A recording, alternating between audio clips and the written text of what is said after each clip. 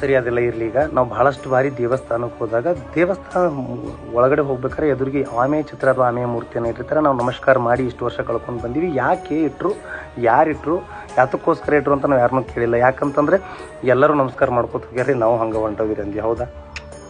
ಹಾಂ, ಆದರೆ ಇರಲಿ. ಯಾಕೆ ಆಮೆಯನ್ನು ಇಟ್ಟರು? ಬುದ್ಧಿಜೀವಿಗಳು ಒಂದು ಒಳ್ಳೆಯ ಅದ್ಭುತ ಸಂದೇಶವನ್ನು ಇಟ್ಕೊಂಡಿಟ್ರು. ಆಮೆಯ ಜೀವನ ಶೈಲಿಯನ್ನು ತಿಳ್ಕೊಂಡ್ರೆ ಗೊತ್ತಾಗ್ತದೆ. ಆಮೆ ಎಲ್ಲ ಆ್ಯಕ್ಟಿವಿಟಿ, ತನ್ನ ಕೆಲಸಗಳನ್ನು ಮುಗಿಸ್ಕೊಂಡು ಪ್ರಶಾಂತವಾಗಿ ಕೂರಬೇಕು ಅಂದಾಗ ತನ್ನ ಎಲ್ಲ ಪಂಚೇಂದ್ರಿಯಗಳನ್ನು ಅಂದರೆ ಮೂಗು, ಬಾಯಿ, ಕಿವಿ, ಸ್ಪರ್ಶ, ನಾಲಿಗೆ ಎಲ್ಲವನ್ನು ಒಳಗಡೆ ಇಟ್ಕೊಂಡು ಬರೀ ಬೆನ್ನು ಕಾಣಿಸ್ಕೊಂಡು ಕೂತಿರ್ತೈತಿ. ನೀವೆಲ್ಲ ನೋಡಿರ್ತೀವಿ. ಹಾಗೆ ನೀನು ದೇವಸ್ಥಾನ ಒಳಗಡೆ ಹೋಗಿ ಅಂದರೆ ನಿನ್ನ ಕಣ್ಣು, ಬಾಯಿ, ಮೂಗು, ಚಂಚಲತೆ, ಸ್ಪರ್ಶ ಎಲ್ಲ ಕಡೆ ನೀನು ಚಂಚಲವಾಗುವುದನ್ನು ತೆಗೆದು ಹಾಕಿ ದೇವರಲ್ಲಿ ಅದು ಬೇಕು, ಇದು ಬೇಕು, ಅದನ್ನು ನೋಡೋದನ್ನು ಎಲ್ಲವನ್ನು ಬಿಟ್ಟು ನಿರ್ಲಿಪ್ತ ಭಾವದಿಂದ ನೀನು ಒಳಗಡೆ ದೇವರ ಹತ್ರ ಕೂತ್ಕೊಳ್ಳಪ್ಪ ಅಂಥೇಳಿ ಆ ಸಂದೇಶ ನಿನಗೆ ಬರಲಿ ಅಂಥೇಳಿ ನಾವು ಆಮೆಯನ್ನು ಮುಂದಿಟ್ಟರು ನಮ್ಮ ಬುದ್ಧಿಜೀವಿಗಳು. ನಾವು ಆ ಸಂದೇಶವನ್ನು ಎಷ್ಟು ಪಾಲಿಸ್ತೀವೋ ಗೊತ್ತಿಲ್ಲ, ಆದರೆ ನಮಸ್ಕಾರ ಮಾಡೋದು ಮಾತ್ರ ಬಿಡಂಗಿಲ್ಲ.